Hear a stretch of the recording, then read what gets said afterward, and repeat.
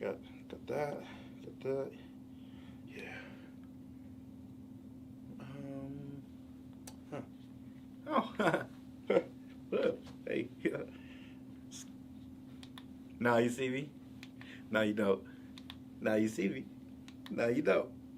I like it this way so that you guys can see me. I mean, come on. We don't want to shoot a video in the dark now, do we? Nah.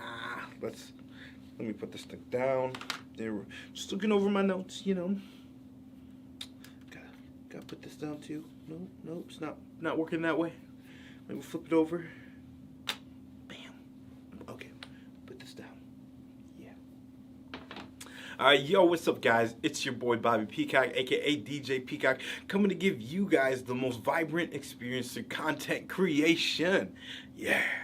Now, today we are going to talk about my top 3 lenses for the GH5. So let's jump into it. Now, if you're new to the channel, feel free to like, comment, subscribe, take out a monopod and use it as a baseball bat and ring the bell. Yeah. All right, so let's jump into it. Now, there's a quick disclaimer with these lenses. You are going to have to use some kind of adapter, whether it be a speed booster or just a regular adapter. I recommend using a speed booster. Now, the 2 speed boosters that I recommend on the cheaper end is a Viltrox speed booster, which is around 240 bucks or 200 bucks, not sure. The price will be somewhere over here. The other one that I would recommend is the Metabone speed booster, which is around 640 bucks or 700 bucks. The price will be on the screen. So let's get into the good stuff. Let's talk about the lenses that I recommend. Now we're gonna start from the wide angle all the way into, I don't know what they call it, like the narrow angles or the zoom angles. But the cool thing about these lenses is that you don't necessarily need prime lenses, which is absolutely crazy because everybody says, you know, you need some kind of prime when it comes to you guys shooting video. Like prime lenses, you gotta get that bokeh-licious all up in it, right? Well, I've kind of found a way around it. And those of you guys that shoot on GH5s, you guys are kind of knowing where I'm going for, especially with the speed booster. And so all these lenses are zooms, but there's a little bit of a thing. So let me take out my trusted notes here, and we're gonna go through these lenses. So huge shout out to Apple for making the iPad Pro with the pen. I absolutely love it.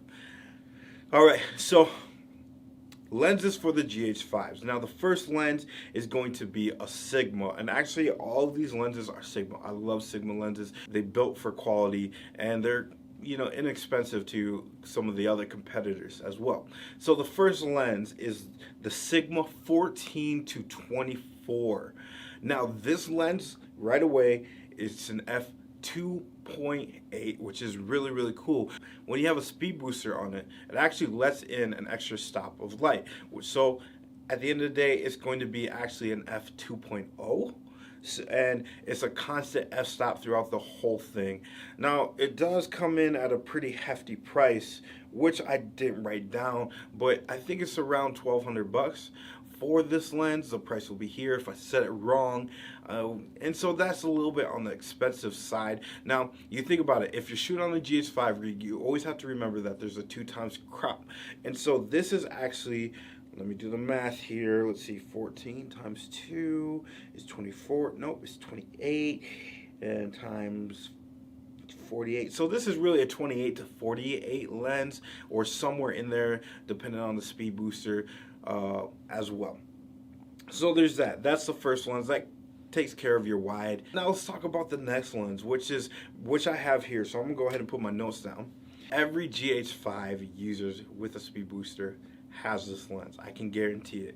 A lot of my GH5 friends actually own this lens, and this lens is probably one of the most popular lenses amongst GH5 owners, which is the Sigma 18 to 35. Now this lens is, there's so much to say about this lens. This is probably my favorite lens that I have right now.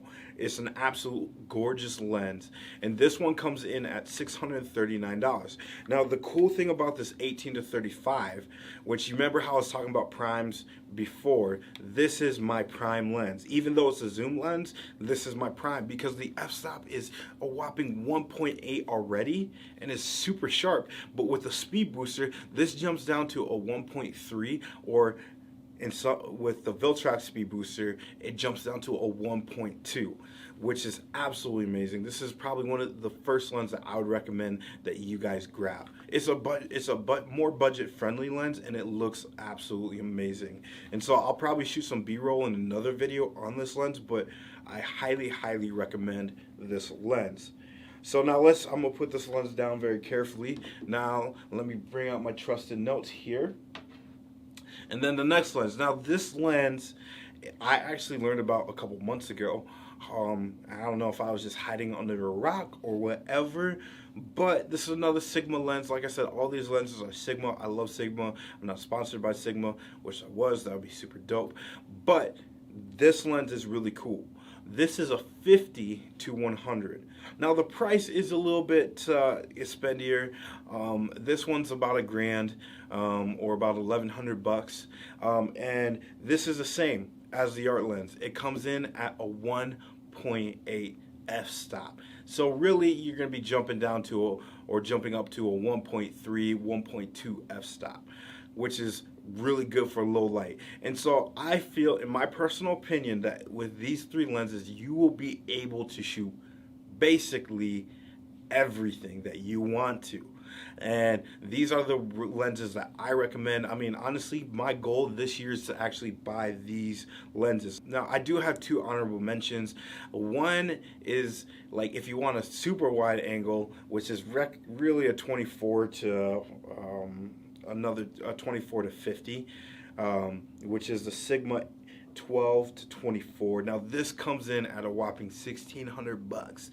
So this lens is a little bit expensive, but this is also another great lens. It's sharp. You know, the only other issue is that it is a f4, so on your camera it is a f2.8 instead of a f4. This would be a lens that would be complementary instead of getting, you know, the 14 to 24 f2.8. And so that's what I would recommend. And then for all my budget-friendly homies out there, don't worry, I got you. Coming in at $369. Another honorable mention is the Sigma 17 to 50, which I actually have this lens and I'm shooting on it right now. And this one brand new comes in at 369 bucks.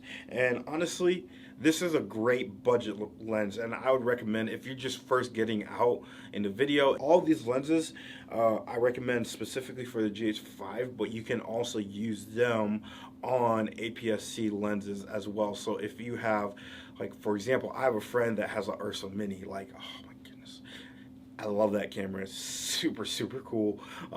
And he just bought a Sigma 18 to 35 lens, and then so for him, I mean, my next lens would be the 50 to 100. I wouldn't necessarily go super wide with APS-C lenses and APS-C camera unless you're doing a vlog. But so those are the lenses that I recommend. I know they're all Sigma lenses, but honestly, Sigma, they're super sharp. They're not very soft. The image is great. I know there's Tamron lenses out there. I haven't personally had very good success with Tamron lenses. I feel like they're a little cheaper made versus Sigma, where, I mean, this bad boy is heavy, and it is, I mean, yes, it has plastic on it, but also has metal on it as well.